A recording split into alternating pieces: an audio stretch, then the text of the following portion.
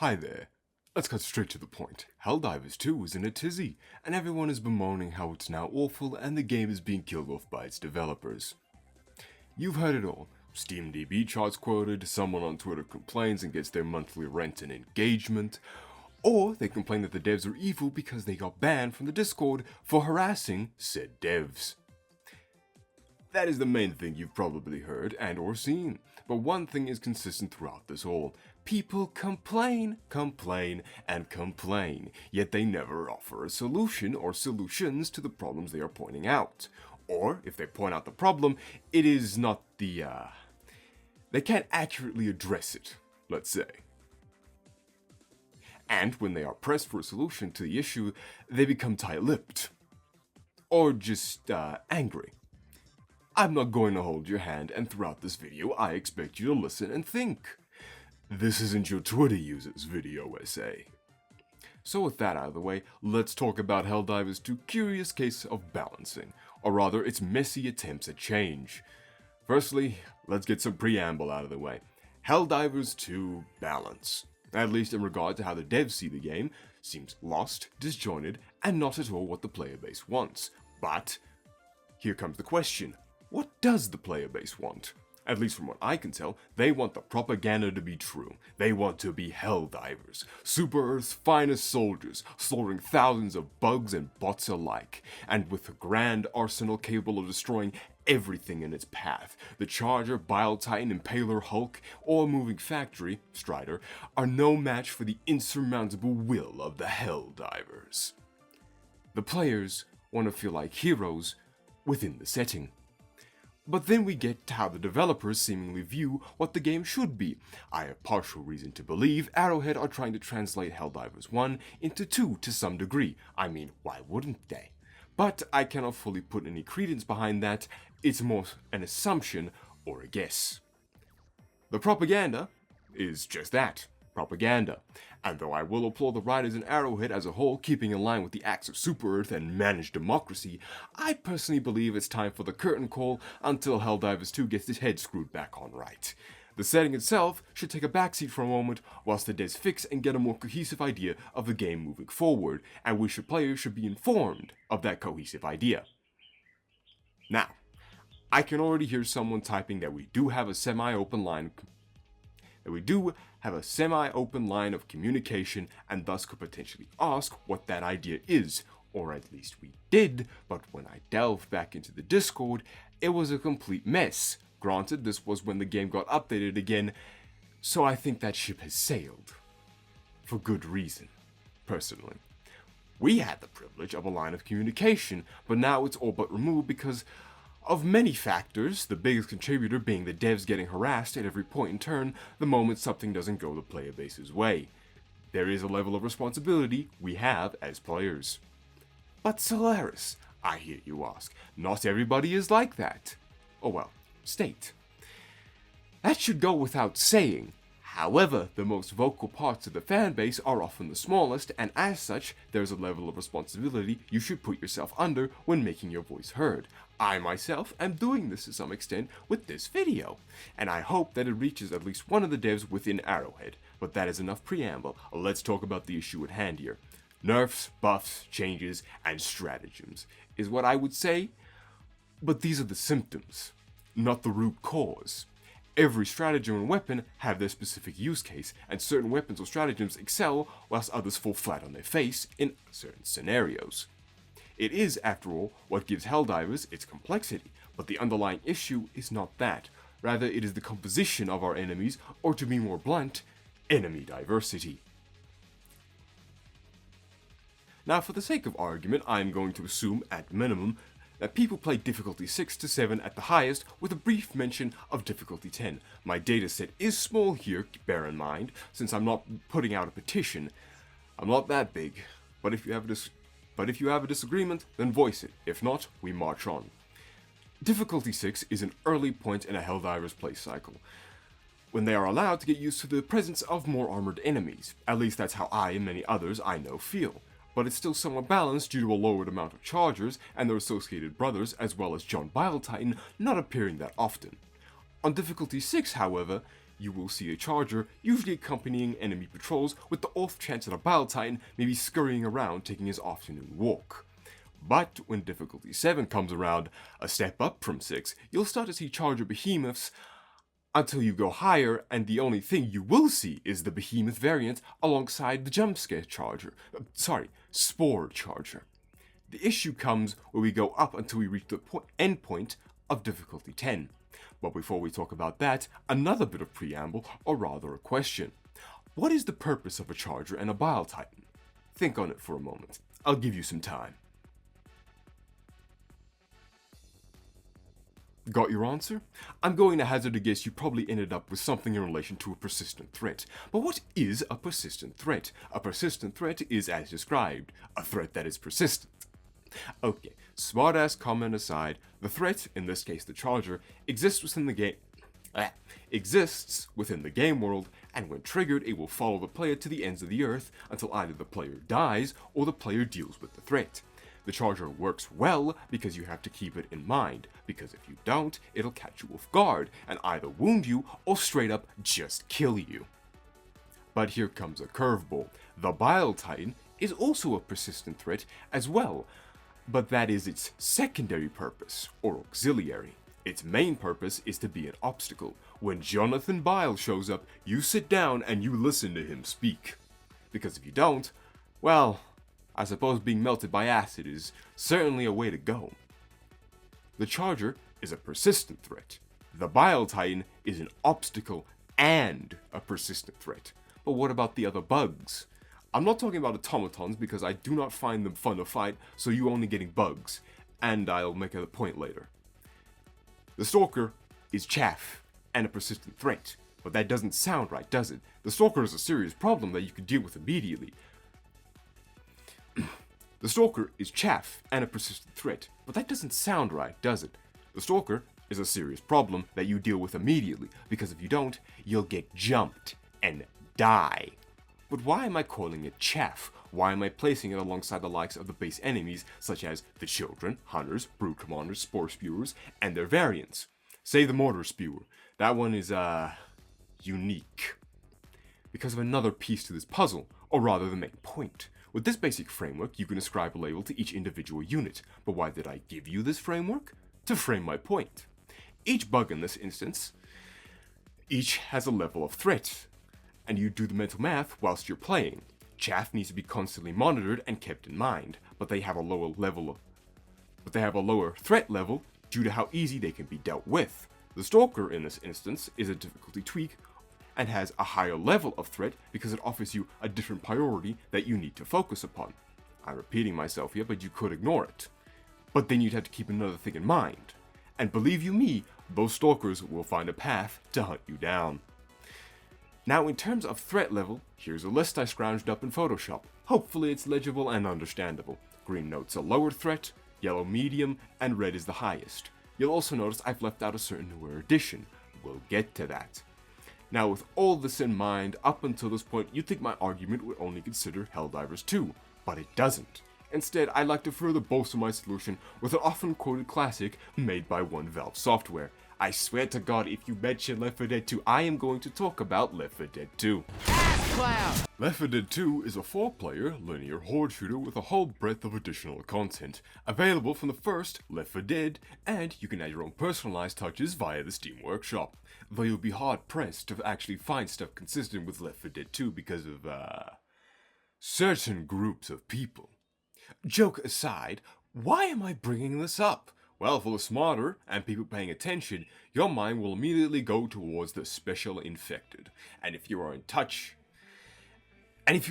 above the rest, then you'll already know the points I'm going to make. But if not, let's run back to how I categorize the Terminids and their special bug variants. In Left 4 Dead 2, there are special infected. In no particular order, they are the Boomer, Jockey, Hunter, Charger, Smoker, Spitter, Tank, and Witch. Each of these has a designated role they excel at. Boomer, same as the Stalker, a persistent threat and enhancement to the chaff of the regular zombies. The Jockey, a wildcard threat. By themselves aren't too much of a problem, but in conjunction with a Spitter, Tank, or Witch, a real threat and problem. The hunter is a persistent threat and obstacle. The tank is solely an obstacle. The smoker, persistent threat. Repeating myself aside, why am I bringing up Left 4 Dead 2? Its special system works wholly different and excels because Left 4 Dead 2 is a semi-linear, straightforward path on each map, and cannot wholly be translated one-to-one due to this factor because the maps are specifically designed around them. So why did I bring this up? Each of Left 4 Dead's 2 enemies have a designated role they excel at, and in those situations, they, well, excel. This seems like a redundant statement. Of course, that's how it works. A hunter is going to do a lot more damage in Left 4 Dead 2 when a player is off by themselves, but when players are in a group, he's practically a pushover. For example, same thing for Helldivers 2. When you are in a group pelting multiple areas with stratagems and dealing with charges and bile-titans via the expendable Recoilless and Spear, the charger and bile-titan quickly become far easier to deal with. Shocking no one because cooperating in a co-op game? Making things easier? It's more likely than you think. That very obvious statement aside, I'd call it a smart-ass comment. I can hear you say that communicating with randoms may not deliver these results, but that's just a factor of skill, and something that you cannot consistently count upon. A variable factor. Normally, higher difficulties usually are accompanied by people of higher skill, but there are outliers, I shall admit. Okay, now to get to the actual point. The higher difficulties, despite Arrowhead's best efforts, still spam out certain specials more than they do others. I'm not entirely certain how the enemy spawning or patrol system spawning works, and I doubt Arrowhead will explain anytime soon. But from what I have experienced, it is entirely randomized, and with this assumption and experience, we have the crux of the problem. A randomized list of enemies provides an infinite number of possibilities. By itself, it doesn't seem that bad. In fact, it seems quite smart by the devs to do this because it frees up priority on their part to work and focus on other aspects of the game. But herein comes the issue. That infinite number of possibilities by itself, completely fine, but this randomized approach has a cost, or rather a formula. The input heavily affects the output. You can see the issue developing. And here comes the mention of the Impaler. By itself, the Impaler is indeed a bit more of a present threat, but a singular Impaler is more a nuisance, as you may have experienced. There is a chance, however, that there will be more than a singular Impaler. In fact, there can be multiple Impalers at once, if you are unlucky enough, and 2 to 3 Impalers are very effective at disrupting you. In fact, I'd go as far to say that the Impaler is a class in and of itself, and that is a hard counter to you as the player. It's specific to stratagems, because if you are not quick on the draw, then that stratagem will quickly become a lost cause, and chances are high you're going to be joining it. This, I will say, is flat out unacceptable. The Impaler shouldn't combo with itself to the point of becoming a hard counter and invalidating a way to deal with it. But you as a Helldiver will have something like a Recoilless, Spear Commando, or expendable anti-tank, right? Well, that creates 2 symptoms, or rather 2 outcomes. Wasting all your anti-tank on the Impaler, and then letting the charger just waddle around causing chaos until you can get more. What about your stratagems? You'll have access to those, won't you? This is a variable factor, and you have to assume both cases where you will have your stratagems back, and another where you experienced a blunder and lost all of them. This creates 2 scenarios. Deal with the Impaler, and now the charger is a bull in a rodeo chasing you down, or the charger is no longer present, but the consistent pressure of an Impaler, or Impalers, keeps you suppressed and falling on the ground to be mauled to death. Both of these scenarios are terrible and shouldn't be a consistent issue. However, here comes a symptom of this that is far worse. Stratagems need to be consistent. And so too should enemy diversity. I, for one, am fine with a higher number of armored enemies on higher difficulties, because that is an inherent part of a harder experience. Making the enemies tankier makes sense because you can reason that you're going to the most dangerous areas on a planet to liberate it or defend it, so obviously it'll have the top dogs lurking about. However, this balancing metric falls the hell apart the moment you add a randomized group of enemies. A difficulty 7 mission could be the easiest thing imaginable, because you can never see a bile tie-in until extraction. Or the inverse could be true, and you could only see bile tie-ins for every single step you take. Thankfully, with how enemy spawns were changed, that inverse I just said is less common, but it still pops up on occasion. And when it does, you'll feel it. Why is this an issue? Stratagems and the fact you'll always at least need one anti-tank, or as I refer to it, Titan Killer stratagem. The Precision Strike is my personal favorite because it has a lot of inherent utility, but it is an orbital stratagem with a 1-minute cooldown, and you still have to wait 2 seconds for impact, or 4 if a certain mission modifier is present on a planet. Or you could take the 4 anti-tank weapons, the Recoilless. Wait, power creep has made it useless. The Expendable. Wait, Charger Behemoths need both Expendables. The Spear has a learning curve, but it's consistent. Mostly. And the Commando is better used to stagger than kill. One stratagem? One anti-tank stratagem I can consistently rely upon. How many shots do... 4? That isn't enough! Okay, I am being somewhat hyperbolic, so let me explain. The Spear, by itself, isn't the problem, nor the fact that it's 4 total max rounds before you gotta scavenge for rockets or cooldown or resupply.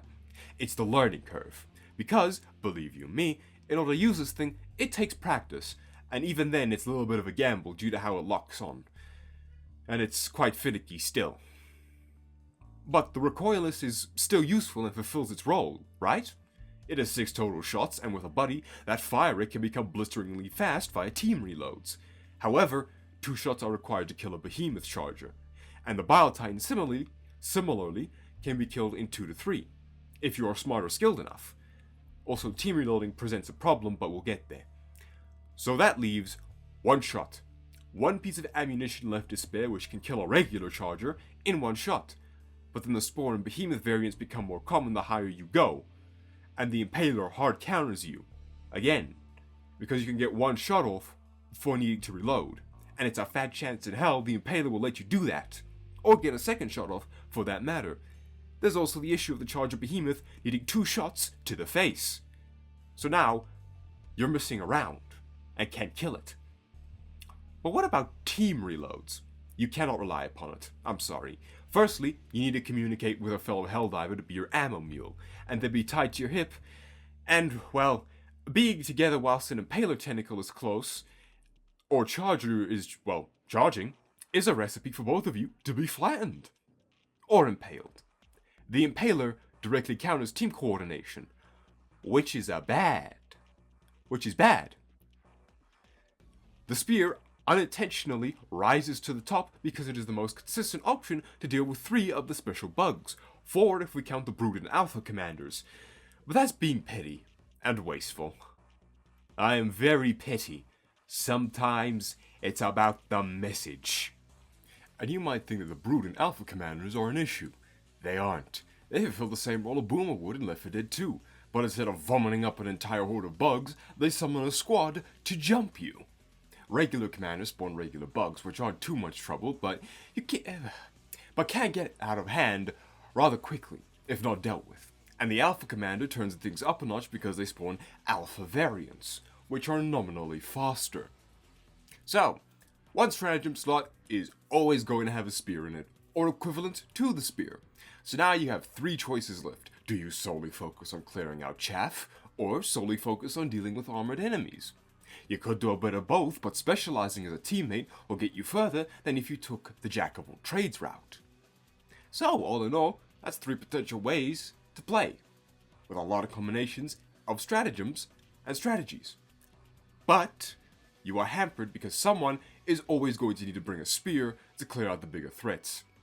That seems fine on paper, but in execution, it makes the high difficulties insufferable to play on, and you cannot avoid difficulty 6 or 7, because in order to progress with the ship upgrades, you have to play on difficulty 6 to 7.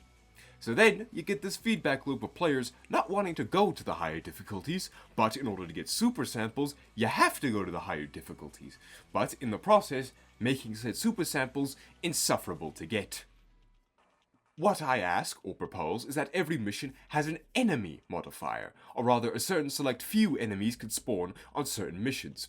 What I mean by this is, say, you have a mission to launch an ICBM because you get a modifier of, let's say, a swarm, to keep it simple. In the swarm modifier, you'll see a lot more scavengers, hunters, and regular bugs. And if we are feeling experimental, have certain side objectives appear more consistently on certain modifiers. So, for example, on Swarm, you'd get more spore spewers, but with each spore spewer you destroyed, it calls in a horde of bugs, or increases the overall size of bugs that are able to spawn. Thus, you create an economy of sight and threat. This also assumes the bonus side objectives are changed to actually impact gameplay as a whole, because, as they currently stand, they are more nuisances rather than flawlessly integrated with the mission itself. I am excluding bots in this, if it isn't obvious. You could save all the spore spewers for extraction, but then you'd call in the mother of all swarms upon yourself as you extract. Or you could deal with it as the objectives are being completed, splitting into groups of 2 and communicating which spewers to deal with, for maximum visibility towards the next objective point. And, to divert the swarm's attention to the 2 unlucky individuals who destroy the spewer itself. Also, I should mention that shrieker nests would not be included in the swarm modifier at all. It would be far too oppressive to go through a Silent Hill-esque fog, only then to be jump-scared by a flying bug. Granted, this is more an experimental addition rather than a solution. The regular would just be the bug swarms are now bigger and denser with easier to kill enemies. The highest threat you'd have to deal with that it complements said swarm would be the Spore Charger, or Impaler. But I feel the Impaler, as it currently stands, would still be far too strong and play off the swarm itself too well, and be oppressive to the player. But notice my phrasing there. I said or the Spore Charger. I said or. The Spore Charger and Impaler will not spawn together at all. It's one or the other, not both.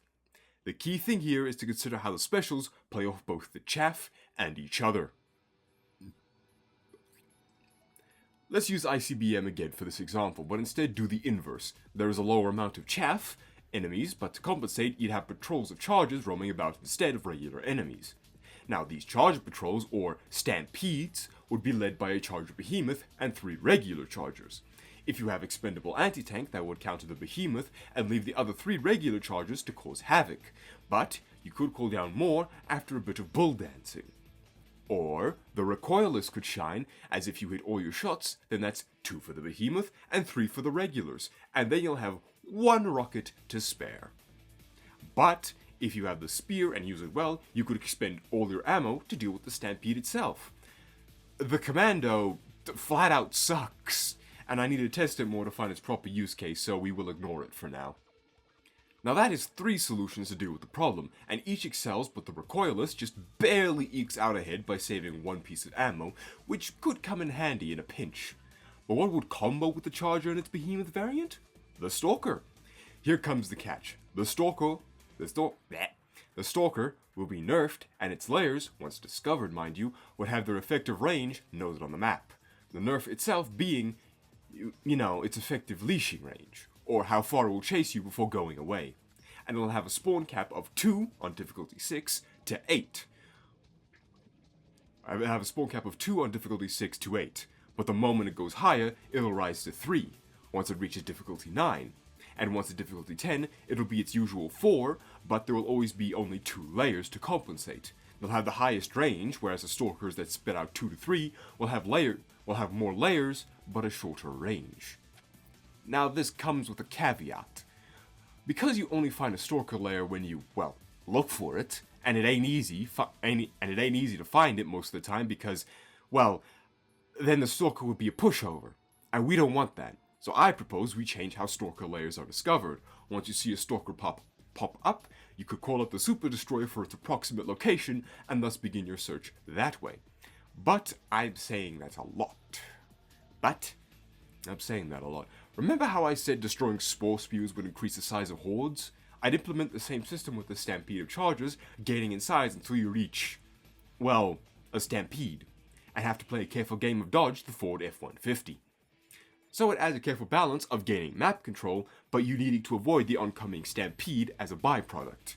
The Impaler Spore Charger, and Bile Titan would not spawn on this, as they'd all make it far too oppressive for the players themselves. I feel the Stampede modifier needs some additional tweaks and thinking out, since I'm not 100% confident in it, so I'd like some feedback on these more experimental solutions I'm proposing. But the crux of the matter is the enemies should not limit player choice, and there should be enemy limits.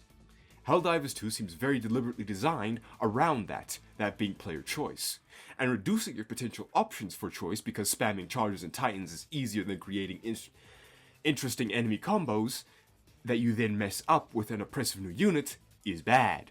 Or rather, it isn't fun. It can be both. Unfun and bad. Does it work? Certainly yes, it does. But it's the equivalent to a duct tape solution. It's not the stratagems or primaries for the most part, it's the enemy composition being more prone to spam rather than meaningful threat creation. My solution has obvious flaws. I will not say it doesn't. The biggest of which would be that the Stampede, as it scales with the less killed, would mean everyone needs to carry a Recoilless, spear, or expendable anti-tank, which limits player choice. And I understand that also the hordes being limited to basically spawning only in essentially nests is another issue.